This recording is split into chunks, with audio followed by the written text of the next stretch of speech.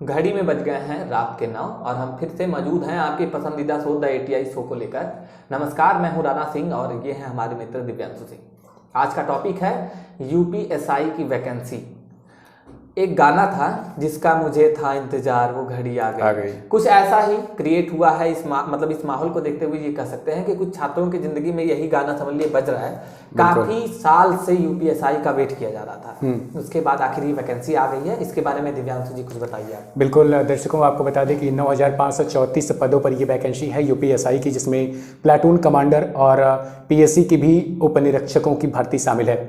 9534 vacancy में mail और female दोनों को सम्मिलित किया गया है। इसके पहले आपको बता दें कि ठीक 2 दिन पहले से ही SSC CGL को लेकर घमासान मचा हुआ था, जिसपे ट्रेंडिंग टॉपिक था मोदी रोजगार दो। इसके बाद से शायद ये योगी ने रोजगार की अपनी पिटारी को खोल दिया है और 9534 दारोगा के पद के लिए भर्ती को अनाउंस कर दिया गया। हालांकि आपको बता दें कि इसके पहले भी 49,500 वैकेंसी पर यूपी के कांस्टेबल पद की भर्ती आ चुकी थी, जिसको लेकर बवाल मचा हुआ था। आप लोगों ने शायद उसे देखा भी होगा और आप में से कुछ लोगों ने इसको फॉर्म फिलअप भी किया होगा। लेकिन जो UPSI की ये भर्ती है, ये कहीं ना कहीं अपने आप में मायने रखती है कि क्या प्रदर्शन के बाद ही ऐसी भर्तियों का पिटारा खुलेगा या फिर खुद केंद्र और स्टेट गवर्नमेंट इस पे फैसले लेंगी। हालांकि राणा, एक चीज़ इसमें बता दें कि कुछ इसमें चीज़ें जो पॉइंट आउट किया गया है कि वैकेंसी को कभी भी रद्द किया जा सकता है। ये पढ़ने को मिला है इसमें। ये कहीं ना कहीं आप इसमें दे रहे हैं। और एक चीज़ और पॉइंट आउट इसमें किया गया है कि आप अगर वैकेंसी रद्द कर दिया गवर्नमेंट या कुछ भी ऐसी चीज़ें टर्म्स एंड कंडीशन के अनुसार उनकी ली जाती है तो आप अपील भी नहीं कर सकते हैं। बिल्कुल, कि आप सुप्रीम कोर्ट में करें या हाई कोर्ट में करें, इसके लिए कोई भी तुरंत आपका जो आप अनाउंस करवाना चाहते हैं, आप जो भी आप उस पर दाखिल करेंगे वो खारिज जाएगा तुरंत, क्योंकि जब पहले ही नियमों में एक तरीके से जिक्र कर दिया गया है कि आप कभी भी इसको रद्द कर सकते हैं। इसके भी कई मायने निकल के आ रहे हैं सामने। हो सकता है कि प्रशासन इन सब चीजों को लेकर, जैसे काफी करप्शन को भी लेकर चीजें सामने आई थी, तो इसमें एक बहुत लंबे अंतराल के बाद इस तरीके से ये वैकेंसी आई है, तो धांधली होने के भी कई आसार दिख रहे हैं पहले से ही। अब देखना यह है कि सरकार इसको इस भर्ती को कराने और एक तरीका होता है जैसे निष्पक्ष तरीके से कराने में, पारदर्शी तरीके से कराने में कितना ही सफल साबित होती है। जी दर्शकों, आपको ये बता दें कि अगर आप भी इच्छुक उम्मीदवार हैं और आप ऑनलाइन इसका आवेदन करना चाहते हैं तो ये तारीख आपको 1 अप्रैल से 30 अप्रैल के बीच आपको ऑनलाइन आवेदन करना होगा। इसके लिए आपको UPPPRB यानी उत्तर प्रदेश पुलिस भर्ती प्रोन्नति बोर्ड की ऑनलाइन वेबसाइट पर जाकर आप खुद का उम्मीदवारी के लिए आप अपना नामांकन करवा सकते हैं और उसके बाद आपको 400 रुपये फीस भी इसके लिए जमा करनी होगी।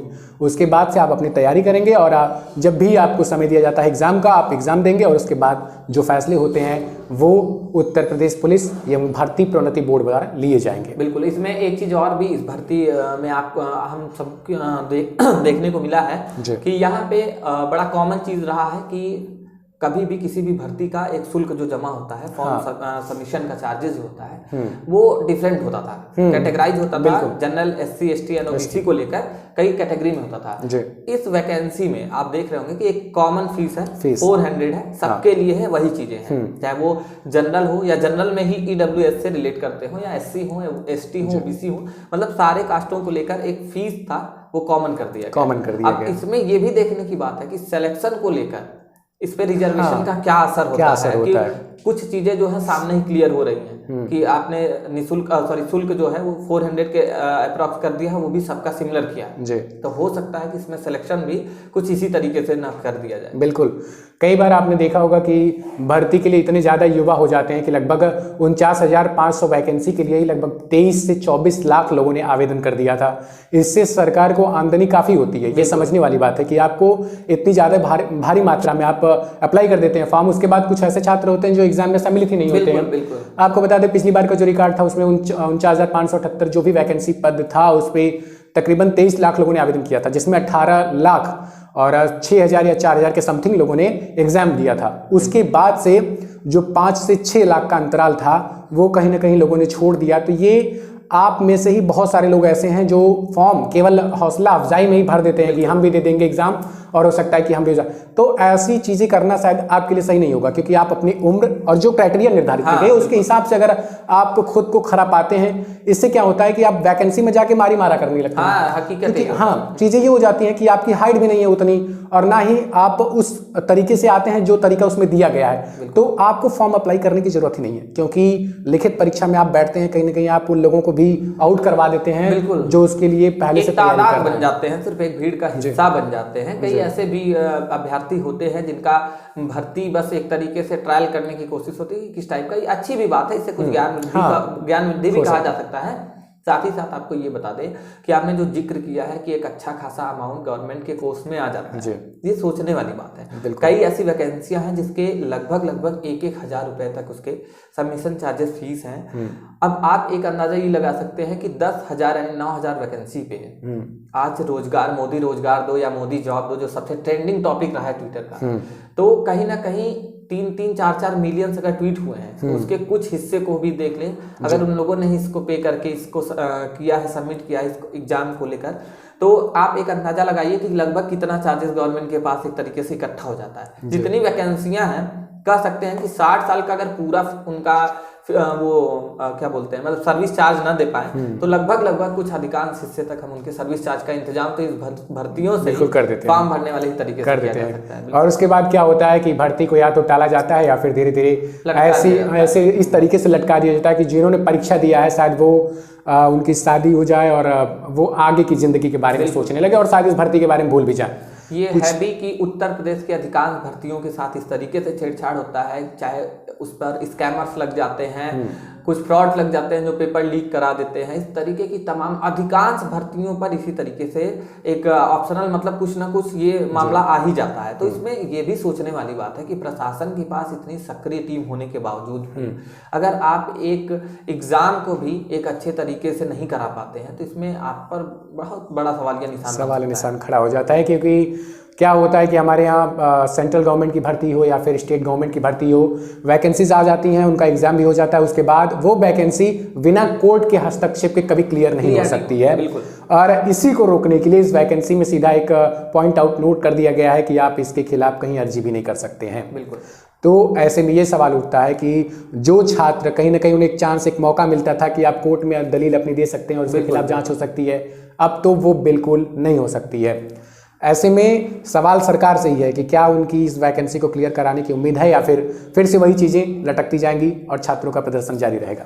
इस बार ये वैकेंसी काफ़ी समय के बाद आई है, जब हमने पहले भी जिक्र किया है, काफ़ी ट्रेंड किया हुआ ये मुद्दा था यूपीएसआई की भर्ती के लिए।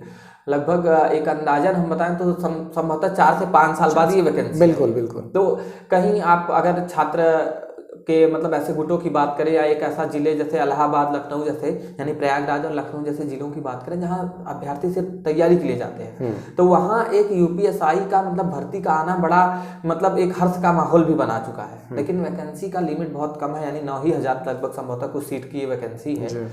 तो अब देखना ये है कि पारदर्शिता इस पर कितना लागू कर पाती है। और सबसे अच्छी बात है कि इसमें लड़कियों के लिए भी बढ़ चढ़ हिस्सा लेने के लिए मौका है। आप भी इसमें जा सकती हैं और अपना फॉर्म अप्लाई कीजिए, क्योंकि कहीं ना कहीं नारी सशक्तिकरण की बात हो रही है, तो आप इसमें एक अपनी सहभागिता कीजिए और इसको अप्लाई करिए और आप भी लड़कों की तरह आगे जाइए, क्योंकि ऑलरेडी आप लोग बढ़ रहे हैं, लेकिन इसमें कहीं ना कहीं ज़रूरत है। उत्तर प्रदेश पुलिस में आप भी दरोगा बनिए और अपनी तरीके से अपने गाँव, अपने मोहल्ले, अपने शहर के लिए एक उदाहरण बनिए, ताकि और जो लड़कियां हैं वो भी आपकी तरह आगे बढ़ सकें। खैर, बात करते हैं भर्ती के नियम को लेकर कि क्या ऐसी चीज़ों का सम्मिलित किया जाना, क्योंकि अब ये अभी भी इस पे कयास लगाया जा रहा है कि ये भर्ती फिर से अभी बिना ऑनलाइन आवेदन के ही रुक सकती है, क्योंकि कई बार ये मुद्दा उठ रहा है अब कि आखिर इन चीज़ों नियमावली में डालने का इनकी जरूरत क्या थी कि आप इस तरीके से नया बदलाव हुआ है, लोग इसको तुरंत ही एक्सेप्ट नहीं कर लेंगे अब, क्योंकि अभी तक जहाँ जितनी भर्तियां आती थी एक अधिकार दिया जाता था, और कई ऐसी भर्तियां हैं जिनकी कहानियां भी कोर्ट से ही शुरू हुई हैं कि कोर्ट पे ही खत्म की, जब तक कोर्ट ने इसको प्रूव नहीं किया है तब तक ये वैकेंसी कुछ नहीं। हाल ही में अभी हुए टेट और इन सब चीजों को लेकर काफी बवाल मचा हुआ था, तो ये नियम भी कहीं ना कहीं इस पे सवालिया निशान खड़ा कर रहा है कि सरकार का मंशा आखिर इस भर्ती को लेकर क्या है। इतने दिनों के बाद इस तरीके से भर्ती आना, एक नया नियम, वो भी अजीबोगरीब तरीके का नियम कि आप कोर्ट में ही नहीं जा सकते, तो कहीं ना कहीं सरकार का मंशा इस पर स्पष्टीकरण देते हुए नजर नहीं आ रहा है। जी बिल्कुल। और दर्शकों आपको बता दें कि इसमें जो संख्या श्रेणीवार रिजर्व की गई है वो अनारक्षित के लिए है 3613 यानी 3613। EWS यानी इकोनॉमिकली वीक के लिए है 10% जो रिजर्व कोटा रहता है, उसके तहत इनको 902 सीटें आती हैं। अन्य पिछड़ा वर्ग में जो 27% उनके लिए रिजर्व किया जाता है, उनकी संख्या कुल है 2437 पद है उनके लिए। अनुसूचित जाति के लिए 21% यानी 1895 सीट। उसके बाद अनुसूचित जनजाति जो 2% आते हैं एसटी कोटे में, उनको 180 यानी कुल 9027 सीटें ऐसे हो जाती है। उसके बाद प्लाटून कमांडर और पीएससी के पद को लेकर 9500 के ऊपर का ये पद हो जाता है। आपको और एक चीज़ जानकारी दे दें कि जो इसमें सब्जेक्ट वाइज क्रम निर्धारित किया गया है उसमें आपको हिंदी, सामान्य हिंदी का पेपर रहेगा आपको 100 नंबर का।